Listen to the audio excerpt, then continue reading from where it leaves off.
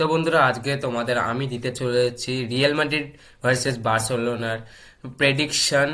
Spanish super কাপের prediction দিয়ে চলেছি 2026-এ প্রথম এল ক্লাসিকো। এবং এই ম্যাচটা কে জিততে চলেছে আর কে ট্রফি পেতে চলেছে স্প্যানিশ সুপার কাপের, চলো তাহলে দেখা যাক।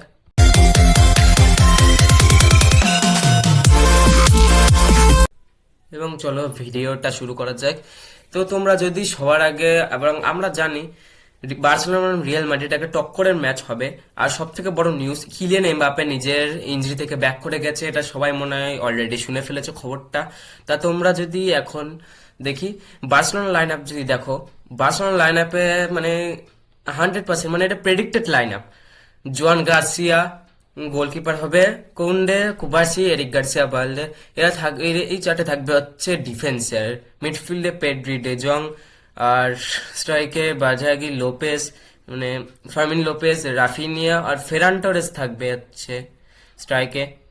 তো এটা ছিল হচ্ছে বার্সেলোনার লাইন আপ। আর বার্সেলোনা থেকে এবার যদি তোমরা বলো, তোমরা মনে হয় অনেকেই শুনেছো জো ক্যান্সেলও খেলবে। এবার জো ক্যান্সেলকে কোথায় রাখতে পারে, এবার সব থেকে বড় প্রশ্ন, জো ক্যান্সেলকে খেলাতে পারে যত সম্ভব বালদের জায়গায়, নাহলে বালদেও না, বালদে মানে একটু বাজে পারফরমেন্স দিচ্ছে, বালদেকে আমরা বেঞ্চে বসিয়ে জো গার্সিয়াকে মানে জো ক্যান্সেলকে খেলাতে পারি। তোমাদের কি মনে হয় খেলানো উচিত কি উচিত না? এবং সব থেকে বড় মুশকিল যেটা হতে পারে, আগের ম্যাচে আমরা দেখলাম অ্যাথলেটিক ক্লাবের সামনে 5 গোলে জিতলাম, কি ভাদারগি সামলাতে পারবে লামিন ইয়ামালের জায়গা? না আমরা ভাদারগিকে ফ্যান টেরেসের জায়গায় খেলাবো, কারণ ফ্যান টেরেসের পারফরমেন্স তোমরা দেখছো, আগের ম্যাচে গোল করেছে কিন্তু এটা রিয়াল মাদ্রিদের সাথে খেলা, সেজন্য বলতে পারছি না কি হবে। তা তোমাদের কি মনে হয় ফ্যান টেরেসকে বসিয়ে কি বার্ধাজি কি ফ্যান্টাসি জায়গায় খেলতে পারবে? বার্ধাজি কি জায়গায় কি লামিন ইয়ামালকে খেলানো দরকার? তো তোমরা আমাকে কমেন্টে জানাও। এবং তোমরা যদি স্ক্রিনে দেখতেই পাচ্ছ, এটা হচ্ছে রিয়েল মাদ্রিদের প্রেডিক্টেড লাইন আপ। রিয়েল মাদ্রিদের প্রেডিক্টেড লাইন আপে তোমরা দেখতে পাচ্ছ কোর্টো হিসাবে গোলকিপার, ক্যারেরাস, রুডিগার, অ্যাসেন্সিওর, ভ্যালভার্ডে থাকবে হচ্ছে ডিফেন্সে, কামাভিঙ্গা, টিচোমিনি থাকবে হচ্ছে মিডফিল্ডে, ভিনিসিয়াস, বেলিংহাম, রড্রিগো আর গনজালো গার্সিয়া স্ট্রাইকে। এবার তোমাদের সব থেকে বড় যদি কোশ্চেন হয়, কি এমবাপ্পে কেন নেই এখানে? হ্যাঁ, আমিও জানি, তোমরাও জানো যে কিলিয়ান এমবাপ্পে যখন রিকভারি করে গেছে ইনজুরি থেকে, তাহলে এখানে এমবাপ্পে নেই কেন প্লেইং ইলেভেনে? তো সব থেকে বড় প্রশ্ন। তোমরা দেখতেই পাচ্ছ এমবাপ্পের জায়গায় খেলছে হচ্ছে গনজালো গার্সিয়া। আর আগের ম্যাচে তো তোমরা দেখলেই গনজালো গার্সিয়া রিয়েল বেটিস আর এই যে অ্যাটলেটিকো ম্যাড্রিডের সামনে কি খেলা খেললো। তা এখন সব থেকে প্রশ্ন, কি গনজালো গার্সিয়া যে ফর্মে আছে, ক্লিয়ার এমবাপ্পে কি তার জায়গায় খেলানো দরকার? তো এটা হচ্ছে সব থেকে বড় প্রশ্ন। আর ভিনিসিয়াস, বেলিংহাম, রড্রিগো, এখানে তিনটের মধ্যে এখন অব্দি কাউকে বসানো যাচ্ছে না, কাউকে বসানো যাবে না, তিনটেই ফর্মে আছে। এবার লোকে বলছে কি এটা করা যায়, তাহলে কি এমবাপ্পেকে সাবস্টিটিউটে রাখবে? তো আমার কোশ্চেন হচ্ছে, আমার মনে হয়, আমার কোশ্চেন না, আমার মনে হচ্ছে কিলিয়ান এমবাপ্পেকে সাবস্টিটিউটে লাগবে, গঞ্জালো গার্সিয়াকে ফার্স্ট ইলেভেনে খেলাবে। তা তোমাদের কি মনে হয়? আবার এটাও হতে পারে কিলিয়ান এমবাপ্পেকে খেলাচ্ছে, গঞ্জালো গার্সিয়াকে ফার্স্ট ইলেভেনে খেলাচ্ছে না, কিন্তু সাবস্টিটিউটে পরে 70-69 মিনিটে নামাবে।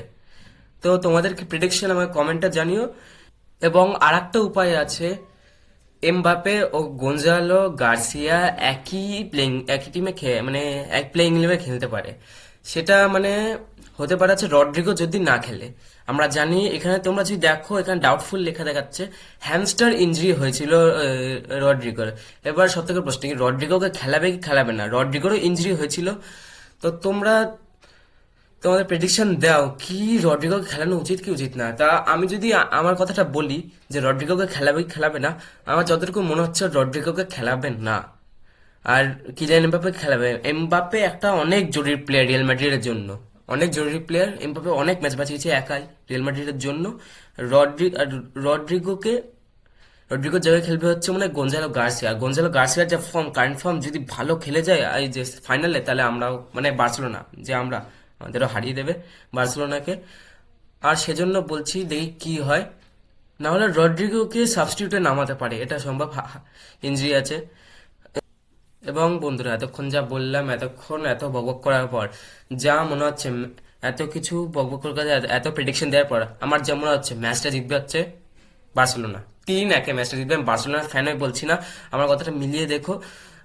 যদি আমার কথাটা ঠিক না হয়, দেখো বার্সেলোনার যে তোমরা যদি লাইন আপ দেখো, Kounde, Cubarsi, Eric Garcia, Balde, Pedri, De Jong, বাজারগি, লোপেজ, রাফিনিয়া, ফেরান টোরেস। আর অন্যদিকে হচ্ছে Real Madrid, Garcia, Vinicius, Bellingham, Rodrygo, Camavinga, Tchouameni, Carreras, Rudiger, Asencio, Valverde, কর্টিস।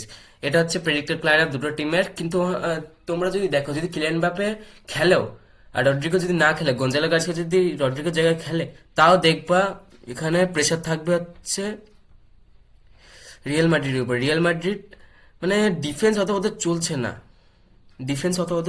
Asensio, Rudiger নাও খেলতে পারে, রুডিগারও ইঞ্জুরি ডাউটফুল লাগছে। তো তোমাদের কি মনে হয়, রুডিগার খেলবে কি খেলবে না? ওটাও আমাকে কমেন্টে জানিও। সব যত প্রেডিকশন আছে আমাকে কমেন্টে জানিও, তোমাদের মাথায় যত আসছে। তো তোমরা যে লাইন আপটা এখন দেখতেই পাচ্ছ, এখন যদি বারেরগি, লোপেজ আর রাফিনিয়া খেলে দেয়, তো আর রিয়াল মাদ্রিদ ডিফেন্স পারবেই না। একটা প্লেয়ার যদি চলে যায় কালকে, মানে আমি সত্যি বলছি, কেউ ঠেকানোর নেই কালকে। যদি এই যে চারটের মধ্যে যদি কেউ খেলে দেয়, তাহলে কেউ ঠেকানোর নেই কালকে রিয়াল মাদ্রিদের ডিফেন্সে। আর যদি আমি রিয়াল মাদ্রিদে বললি, ভিনিসিয়াস, বেলিংহামও চলে, তা আমাদের কন্ডে, কুবার্সি, এরিক গার্সিয়া তিনটেই ফর্মে আছে। বালদে যদি বাদও দিই, তিনটেই ফর্মে আছে, যে আটকানোর জন্য যথেষ্ট এই তিনটেকে। তা তোমাদের কি মনে হয় কি হতে পারে আমার কমেন্টে জানিও, এবং তোমাদের যা প্রেডিকশন কি মনে হচ্ছে এই ম্যাচটা কে জিতবে ওটা আমার কমেন্টে জানিও। এবং তোমাদের যদি ভিডিওটা ভালো লেগে থাকে তাহলে লাইক এন্ড সাবস্ক্রাইব করতে ভুলবা না। দেখা হচ্ছে নেক্সট ভিডিওতে।